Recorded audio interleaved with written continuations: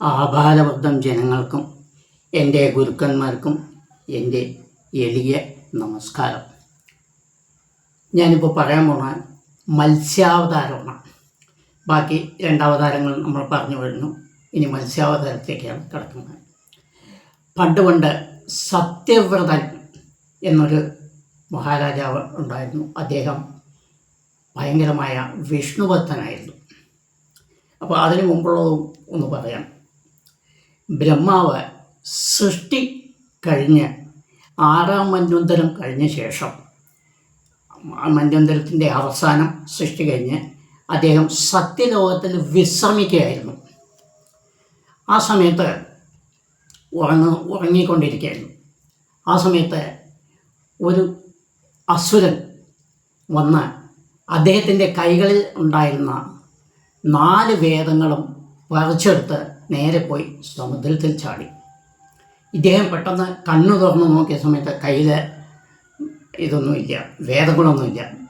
ഉടനെ അദ്ദേഹം മഹാവിഷ്ണുവിൻ്റെ അടുത്ത് പോയി തൻ്റെ സങ്കടം ഉണർത്തി. ഇങ്ങനെ ഒരു അസുരൻ വന്ന് കൊണ്ടുപോയി എന്ന് പറഞ്ഞു. ഹയഗ്രീവൻ എന്നാണ് അദ്ദേഹത്തിൻ്റെ പേര്, ആരുടെ ഈ അസുരൻ്റെ. പക്ഷേ ബ്രഹ്മാവിന് അതൊന്നും അറിയില്ല കേട്ടോ. അദ്ദേഹം അവിടെ പോയി പറഞ്ഞു എന്നുള്ളൂ. ഇയാൾ ID കാർഡോ വോട്ടർ ID ആധാറോ ഒന്നും കൊണ്ടുവന്നിട്ട് കാട്ടിയിട്ടല്ല കൊണ്ടുപോയത്, അങ്ങനെ എടുത്തോണ്ട് പോയി. അപ്പോൾ ബ്രഹ്മാവിനെ ആരാണോ ഒരു അസുരൻ കൊണ്ടുപോയി എന്ന് പറഞ്ഞ് മഹാവിഷ്ണുവോട് പറഞ്ഞു.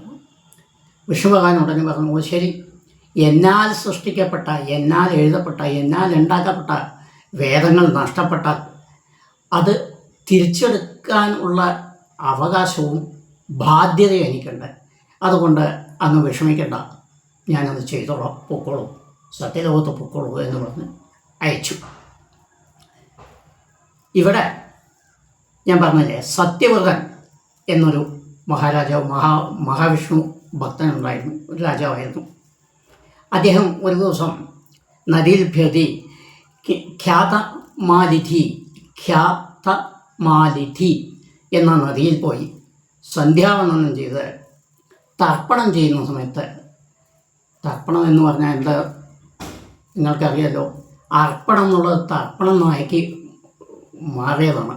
അതായത് ഈശ്വരനും പിതൃക്കൾക്കും നമ്മൾ ജലം കൊണ്ടും അക്ഷതകൾ കൊണ്ടും അർപ്പിക്കുന്ന ഒരു ഭോജനം, അല്ലെങ്കിൽ നമ്മളുടെ തെറ്റുകൾ പൊറുക്കണേ എന്ന് പറഞ്ഞുകൊണ്ട് ചെയ്യുന്നതാണ്. പിതൃക്കൾക്ക് വർഷത്തിലൊരിക്കൽ ചെയ്യും, ദേവന്മാർക്ക് ദിവസം ചെയ്യാം.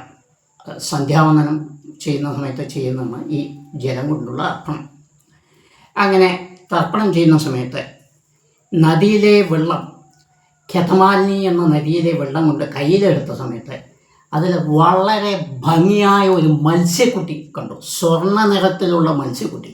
അത് പിടയുന്നതും ഇതെല്ലാം കണ്ടപ്പോൾ ഭയങ്കര ആകാംക്ഷയായിരുന്നു. രാജാവിന് വലിയ സന്തോഷം തോന്നി ഈ കുട്ടിയെ കണ്ട സമയത്ത്. ഓ, ഇതിനെ നമ്മൾ വിടാൻ പാടില്ല പറഞ്ഞ് അദ്ദേഹം എന്ത് ചെയ്തു, കയ്യിലുണ്ടായിരുന്ന ഒരു കുടത്തിൽ, ജലത്തിലുണ്ടായിരുന്ന ഒരു കുടത്തിൽ അതിനെ ഇട്ട് രാജധാനിയിലേക്ക് കൊണ്ടുപോയി അവിടെ വെച്ചു.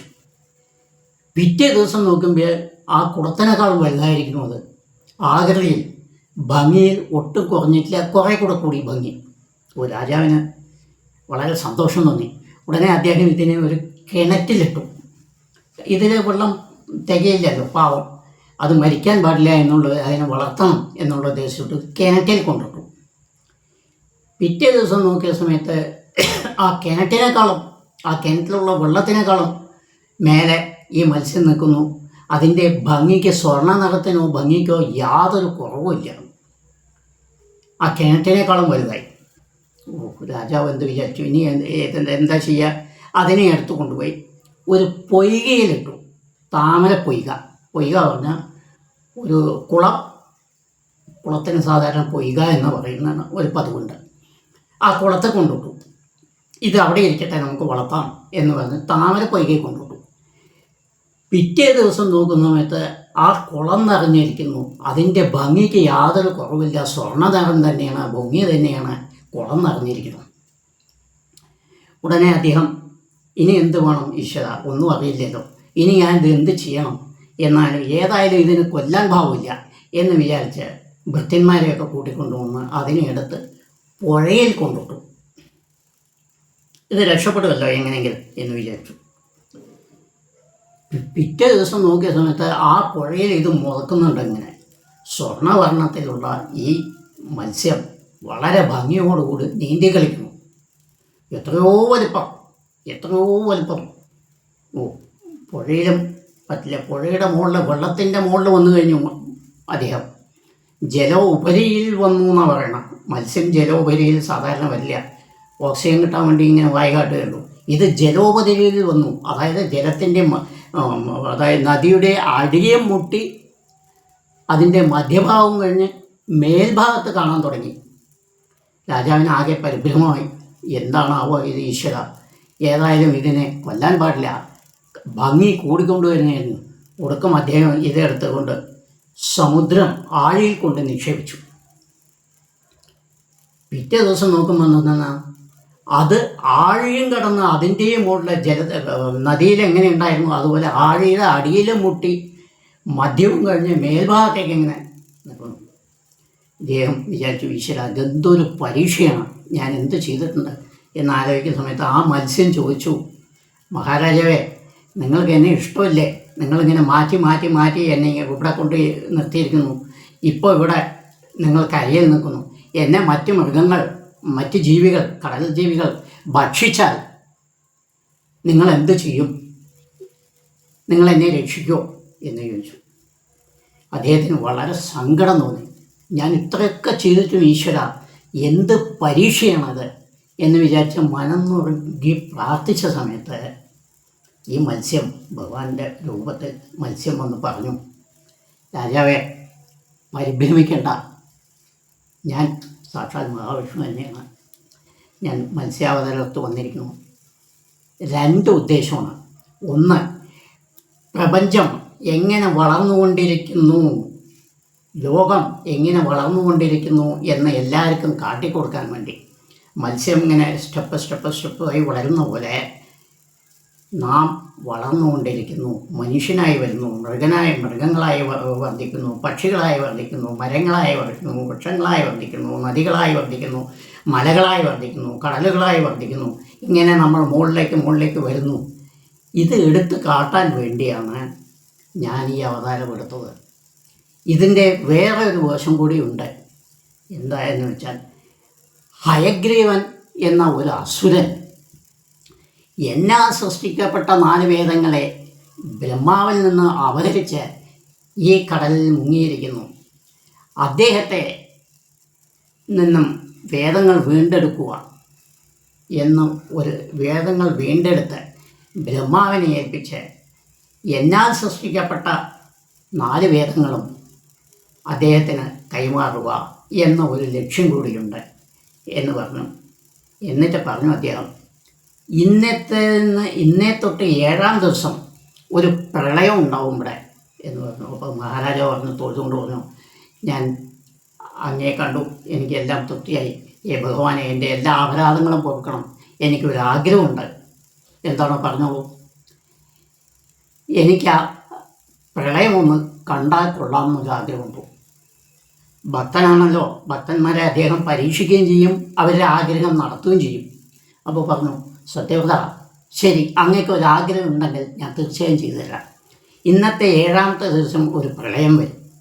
ആ പ്രളയത്തിൽ ഒരു തോണിയും അതിൽ സപ്തഋഷികളും ഉണ്ടാവും. താങ്കൾ ഈ കടൽ നീന്തി ആ തോണിയിൽ പിടിച്ച് അതിൽ ഇരിക്കുക. സപ്തഋഷികളോടുകൂടി എല്ലാ സ്ഥലവും കണ്ട് ആസ്വദിക്കുക. അതിനുശേഷം ഞാൻ വന്ന് താങ്കളെ രക്ഷിച്ച് കരയിലെത്തിച്ച് അനുഗ്രഹിക്കും എന്ന് പറഞ്ഞു. അദ്ദേഹം കാത്തിരുന്നു. പറഞ്ഞ പോലെ 7-ാം ദിവസം ഭയങ്കരമായ ഒരു പ്രളയം വന്നു. അതിഭയങ്കരമായ പ്രളയം പറഞ്ഞ പോലെ അത്ര വലിയ പ്രളയം. നദി, കരായി എല്ലാം കടലെറിഞ്ഞ് വന്ന സമയത്ത് സത്യവ്രതന് മനസ്സിലായി ഇതാണെന്ന്. അദ്ദേഹം ഉടനെ നീന്തി ചെന്ന് ഒരു ഇത് തോണി വരുന്നതുകൊണ്ട് അതിൽ കുറേ മഹർഷിമാരെയും കണ്ടു. ഉടനെ അത് തന്നെയാണ് മനസ്സിലായി. അദ്ദേഹം നീന്തിക്കിടന്നു, അതിൽ പോയിരുന്നു. മഹർഷികളോടുകൂടി എല്ലാ ദേശവും, ആ പ്രദേശങ്ങൾ മുഴുവൻ കണ്ടു. കുറച്ച് കഴിഞ്ഞ സമയത്ത് ആ പ്രളയം മുഴുവൻ പോയി. അപ്പോൾ അതിൻ്റെ ഇടയ്ക്ക് ഈ തോണി ഈ പ്രളയത്തിൻ്റെ മർദ്ദം, അതായത് കടലിൻ്റെ മർദ്ദം കൊണ്ട് തോണി മറയാൻ തോന്നി. ആ സമയത്ത് അത്യുഗ്രമായ ഒരു മത്സ്യം, ഭയങ്കരമായ ഒരു മത്സ്യം, കടലിനേക്കാൾ എത്രയോ ശക്തി കൂടി ഒരു മത്സ്യം വന്ന് തൻ്റെ ചേത്ത കൊണ്ട് ആ തോണിയെ പൊന്തിച്ചു. ഇതേ മത്സ്യമാണ്. അതിൻ്റെ നിറത്തിന് യാതൊരു വ്യത്യാസവും ഇല്ല കേട്ടോ. അതും സ്വർണ്ണവർണ്ണ നിറമായിരുന്നു. അങ്ങനെ പൊന്തിച്ച് നിർത്തി, ആ കരയിൽ കൊണ്ട് നിർത്തി. ആ തോണി ഭൂമിയായിരുന്നു. ഭൂമിയെ തോണിയാക്കി കാട്ടി ആ ഭൂമിയെ ചേറ്റയിൽ നിർത്തി, ഇങ്ങനെ നിർത്തി. അദ്ദേഹം അങ്ങനെ പ്രളയം കഴിഞ്ഞു. സത്യവ്രതൻ, ഈ സത്യവ്രതനായ വൈവസ്വതമനു എന്ന ഇക്ഷ്വാകുവംശത്തിൻ്റെ ആദിപിതാവായ വൈവസ്വതമനു എന്ന പേര് ഇദ്ദേഹത്തിന് കൊടുത്തു. അദ്ദേഹത്തെ അനുഗ്രഹിച്ചു. അദ്ദേഹത്തിന് വളരെയധികം ഉപദേശങ്ങൾ നൽകി. ലോകം എങ്ങനെയുണ്ടാകും, എങ്ങനെ വളരുന്നുണ്ട്, പക്ഷിമൃഗാദികൾ എങ്ങനെ വളരുന്നുണ്ട്, ഇതൊക്കെ എടുത്തു കാട്ടുവാൻ വേണ്ടിയിട്ടാണ് മത്സ്യാവതാരം ഞാൻ എടുത്തത് എന്ന് പറഞ്ഞ് ഇതിനു ശേഷം ഈ 4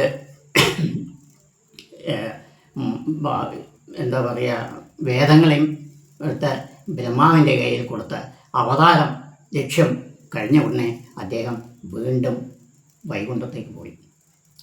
ഇനി ഇവിടെ ഒരു ചെറിയൊരു സംശയം എന്നോട് ഒരാൾ ചോദിക്കേണ്ടായി. വാമനാവതാരത്തിൽ താങ്കൾ പറഞ്ഞു വളരെ ശാന്തമായ അവതാരമാണ്, അവിടെ ഇതൊന്നും ഉണ്ടായിട്ടില്ല എന്ന് പറഞ്ഞു. മത്സ്യാവതാരത്തിലും കൂർമാവതാരത്തിലും ഉണ്ടായിട്ടില്ലല്ലോ, രക്തം കണ്ടിട്ടില്ലല്ലോ എന്ന് ഒരാൾ ഒരു സംശയം ചോദിച്ചു. ഉണ്ടായിട്ടുണ്ട്. കൂർമാവതാരം വരുമ്പോൾ ഞാൻ പറയാം, ഇതിൽ പറഞ്ഞുതരാം. ഇദ്ദേഹം ഈ തോണിയെ കരയിൽ വെച്ച് വീണ്ടും നദിയിലേക്ക് താഴത്തേക്ക് പോവുകയാണ്. താഴത്തേക്ക് പോയിട്ട് ഹയഗ്രീവനെ കണ്ടുപിടിച്ച് ഹയഗ്രീവനുമായി ദ്വന്ദ്വയുദ്ധം എന്ന് പറഞ്ഞാൽ കൈകൊണ്ടല്ല കേട്ടോ, മത്സ്യമാണ് അത്. ഇയാളിങ്ങനെ പറഞ്ഞൊന്നും വിചാരിക്കരുത്. യുദ്ധം നടത്തി ചേറ്റ കൊണ്ട് പലവട്ടം അദ്ദേഹത്തെ കുത്തിക്കൊന്നു. അപ്പോൾ അവിടെ രക്തം വരില്ലേ? ഹയഗ്രീവനെ കുത്തിക്കൊന്ന ശേഷമാണ്, തേറ്റ കൊണ്ട് കുത്തിക്കൊന്ന ശേഷമാണ് ഈ വേദങ്ങൾ എടുക്കുന്നത്. അപ്പോൾ തേറ്റ കൊണ്ട് കുത്തിക്കൊന്ന ശേഷം കഴിഞ്ഞ സമയത്ത് രക്തം വരില്ലേ അവിടെ? അതുകൊണ്ടാണ് ഞാൻ പറഞ്ഞത് അവിടെ രക്തം വന്നിട്ടുണ്ട്, പക്ഷേ വാമനാവതാരത്തിൽ അങ്ങനെ വന്നതായി കാണുന്നില്ല. ഇനി കൂർമാവതാരം വരുമ്പോൾ അതിൻ്റെയും ഞാൻ പറഞ്ഞുതരാം, കുറച്ചുകൂടി വ്യക്തമാക്കുക. എല്ലാവരും കേൾക്കണം, എന്നെ അനുഗ്രഹിക്കണം, ഷെയർ ചെയ്യണം, സബ്സ്ക്രൈബ് ചെയ്യണം. ലോക നന്മയ്ക്ക് വേണ്ടി ചെയ്യുക, എനിക്ക് വേണ്ടിയല്ല, ലോക നന്മയ്ക്ക് വേണ്ടി ചെയ്യുക. അതിൻ്റെ പുണ്യങ്ങൾ നിങ്ങൾക്ക് തീർച്ചയായും കിട്ടും, നിങ്ങളുടെ കുടുംബത്തിനും കിട്ടും, ലോകത്തിനും കിട്ടും. നമസ്കാരം, നന്ദി.